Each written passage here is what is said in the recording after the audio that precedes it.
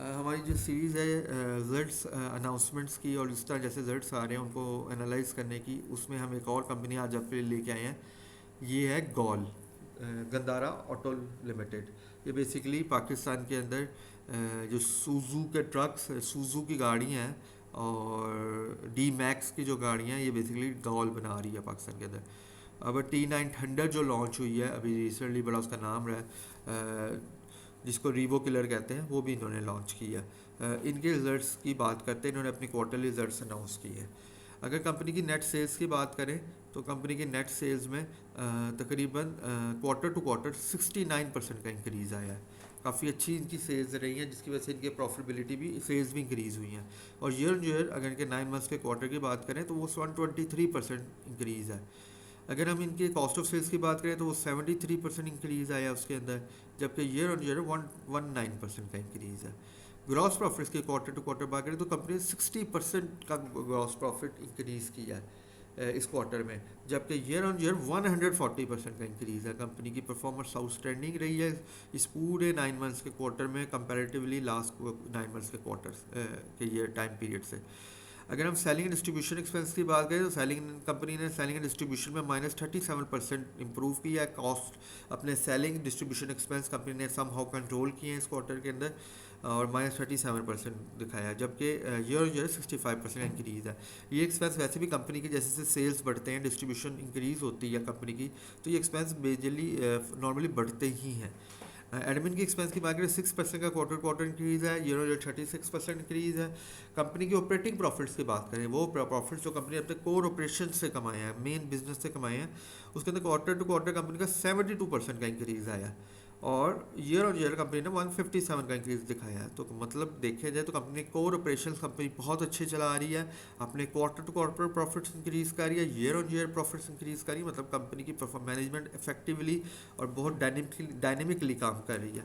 Financial charges की बात करें, ये वो चार्जेस जो इंटरेस्ट कॉस्ट में कंपनी पे करती है, ये कम हुए हैं -13% से इस क्वार्टर में, ओवरऑल 9 मंथ्स में 79%।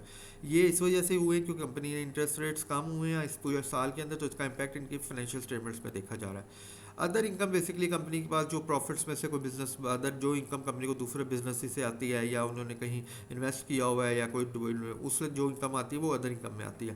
कंपनी ने -15% इस क्वार्टर में कम हुई है कंपनी के अदर इनकम, जबकि ओवरऑल -2% कम हुई है। अदर चार्जेस जो है कंपनी के बढ़े हैं, मतलब 310% से। तो ये अदर चार्जेस अभी हमें डिटेल इनका नहीं पता, जब फाइनेंशियल स्टेटमेंट डिटेल में हमारे पास आएंगे तब हम ये बता सकते हैं क्यों इंक्रीज़ हुए हैं। तो लेकिन ये कोई इतने अमाउंट्स में इतने कम है कि इतना कोई इम्पैक्ट नहीं छोड़ते फाइनेंशियल्स के अंदर। शेयर ऑफ प्रॉफिट्स, अगर ये दूसरे बिजनेस से जो कंपनी को प्रॉफिट आ रहा है, इसका जैसे इनको गेल को प्रॉफिट आता है GHNI से, तो ये उसका इम्पैक्ट है -26% क्वार्टर क्वार्टर हुआ है, और जबकि ईयर इंक्रीज़ आया 144 का। कंपनी का जो प्रॉफिट बिफोर टैक्स है वो 50% से क्वार्टर टू क्वार्टर इंक्रीज़ हुए हैं, और जबकि 2.5x मतलब 250% को ईयर इंक्रीज आ गया इनके प्रॉफिट बिफोर टैक्स में। प्रॉफिट आफ्टर टैक्स में कंपनी का क्वार्टर टू क्वार्टर 55% इंक्रीज है, जबकि ईयर में कंपनी को 200% कंपनी के क्वार्टरली प्रॉफिट इंक्रीज हो चुके हैं। ईपीएस की बात करें तो कंपनी की 34 की EPS single stand loan quarter में आई है, जबकि 9 मंथ्स की ईपीएस कंपनी की 85, दिस इज 200% इंक्रीज। तो कंपनी के अगर ग्रॉस मार्जिन की बात करें 23% ग्रॉस मार्जिन है इस क्वार्टर में, 1% से ग्रॉस मार्जिन से कम हुए हैं, जबकि ऑपरेटिंग मार्जिन कंपनी के पिछले क्वार्टर से मैच करते हैं, और जबकि नेट मार्जिन भी कंपनी का 1% से कम हुए हैं इस क्वार्टर में। लेकिन ओवरऑल कंपनी की जो परफॉर्मेंस है वो आउटस्टैंडिंग है, कंपनी बहुत अच्छा परफॉर्म कर रही है, और कंपनी जो है वो उसकी मैनेजमेंट जो है उसकी सेल्स में इंक्रीज़ करने में कामयाब है, उनकी कॉस्ट कंट्रोल अच्छा है, प्रॉफिट्स अच्छे बना रही है। उसके अलावा कंपनी के मार्जिन्स भी बेहतर हैं और फ्यूचर आउटलुक भी बेहतर नज़र आता है। अगर इसी का इम्पैक्ट कंपनी की शेयर प्राइस पे देखें कि क्या कंपनी की शेयर प्राइस पे क्या इम्पैक्ट आया है इसी का, तो हमें पता चलता है कि गेल की जो पिछले 1-2 हफ्ते की जो परफॉर्मेंस रही है वो आपको दिखा देते हैं, क्योंकि रिजल्ट्स एक्सपेक्टेड थे। तो कंपनी की जो शेयर प्राइस है वो तकरीबन 1 मंथ में जो इसके अंदर इम्पैक्ट आया है, वो तकरीबन ये शेयर 300 रुपये पे था, जो अभी बढ़ के 483 तक जा चुका है, 484। मतलब बहुत अच्छी परफॉर्मेंस रही है कंपनी के रिजल्ट्स जो हैं जैसे से रिफ्लेक्ट कर रही है इसकी शेयर प्राइस के अंदर भी।